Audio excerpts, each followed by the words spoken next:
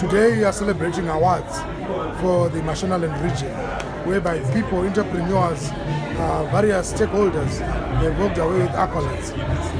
As the president of ZNCC, what can you say as the chamber, as a citizen of Zimbabwe, as well as an industrialist who has also won awards? What can you say about the business environment in Zimbabwe and the strides that you have been doing as the leader of the Chamber of Commerce in Zimbabwe the past 12 months? I would like to say, when the going gets tough, the tough get going. The reason why we are in existence as a Chamber of Commerce is to lobby on behalf of the private sector for the improvement of the business environment. The environment may not be perfect, but businesses still need to thrive no matter what. And I would like to congratulate all those that won today, because despite whatever challenges, they still managed to weather the storm and excelled in their various sectors. So other than crying every day, other than complaining every day, they still concentrated on innovating and growing their businesses. Some have actually been going the extra mile to help the community. So what I would like to say to all business people out there, we are there as your Chamber of Commerce. We are always lobbying for the improvement of the business environment. But while you are doing that, you should not stop doing business. You should keep improving, keep innovating. Whatever, even the most perfect of environments, they have got businesses that fail. We have learned of banks that have failed in Silicon Valley. So success stories are always there, even the environment. So well done to those that have excelled. You have seen that when you are listening to the profiles of the businesses that won awards today, they are very impressive, which is something that we are very happy about as the Chamber of Commerce, because our key mandate is to improve the business environment so as to promote economic growth. And the growth that we want to see in Zimbabwe is private sector-led growth. And we saw today the private sector winning awards because of the work that they are doing. You have a Congress at the end of June. And what are the prospects? What are the projections ahead of the Congress? Okay, so I think you understand that there have been engagements with government. We are aware of what's been happening in the economy regarding pricing. We have been engaging government. This week we actually had 2 meetings. We are talking so that we find each other. And as we go for our Congress, there will also be awards at that Congress. What we saw here in Mashonaland will also happen in Midlands. It will also happen in Manicaland. It will also happen in Matebeleland. And then at the Congress in Vic Falls on the 28th, we will then have the national awards. Because all over the country, there are success stories, businesses that weathered the storm and still managed to succeed. And over and above that, as a Chamber of Commerce, we have deliberately been engaging the outside world, because other than just focusing internally in Zim, we are encouraging our members to also export into the region, to form partnerships with outside businesses. So we have signed MOUs with Chamber of Commerce of Pakistan. We've signed an MOU with the Mozambican Business Association. We have had business that came to Zimbabwe that we hosted. We hosted Belarus business people.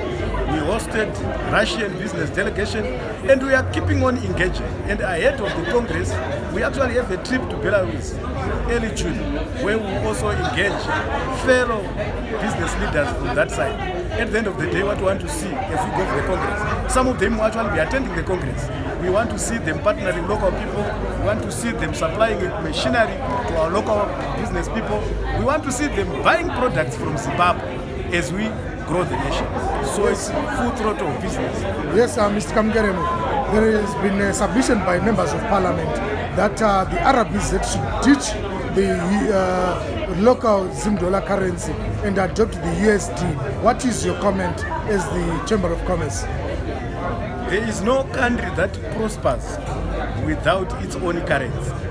It has been proven the world over. Eventually, we will need our own currency, Zim dollar currency. But what is critical is to ensure that the fundamentals are right. When the fundamentals are right, then we can have our own currency. I support the de-dollarization roadmap that has been adopted by the RBZ, so that we carefully and gradually move towards our own currency. Ditching Zim dollar totally and going US dollar right now will not be sustainable. The economy will not afford it. We cannot afford to pay off all the accounts that are there. So as an industrialist, right now, the current regime that we are having must continue, and then we carefully navigate and make sure that at the end of the day we are ready as a nation. Otherwise there will be problems. You are an engineer by profession. As an industrialist, what can you say about the energy situation in the country? Okay, the energy situation is known by everybody that we were having challenges with load shedding, but we commend the authorities. Wange Unit 7 was commissioned, it was added to the grid. I think we all felt it when it came on board. And we were then informed that they had to take it out because they wanted to do the final commissioning, which is the reason why we then experienced further load shedding. But what we always encourage our business people, challenges may be there, but they also need to invest in alternative sources of energy. While we are lobbying the authorities to have a long-term solution to the power challenges in the country. So we will not despair. Some of the businesses that were honored today, they have innovated, they have invested in alternative energy. Some of them are even feeding back into the grid and also helping the authorities, which is what we keep encouraging our business people, other than just crying that the power is not stable. You spoke of innovative ways. You are also aware of the green energy. Zera has been part of the sponsors of the ZNCC awards. What can you say about going green, renewable energy, the solar energy itself as the president of ZNCC? That's the way to go, particularly for small to medium-sized operations. I encourage them to go solar. And when they go solar, let them register for net metering so that they start feeding back into the grid. When they are not using their solar, they feed back into the grid, and then that will then be offset against their electricity bills. That is the way to go. The big challenge is on the big operations, because the kind of investment that they will then need to run some of the machines will be so huge, such that it will not be feasible. But for all the medium-sized, small-sized, go solar. That's the way to go. It will actually help our authorities. Thank you very much, Mr. Kamugeremu. Thank you, sir.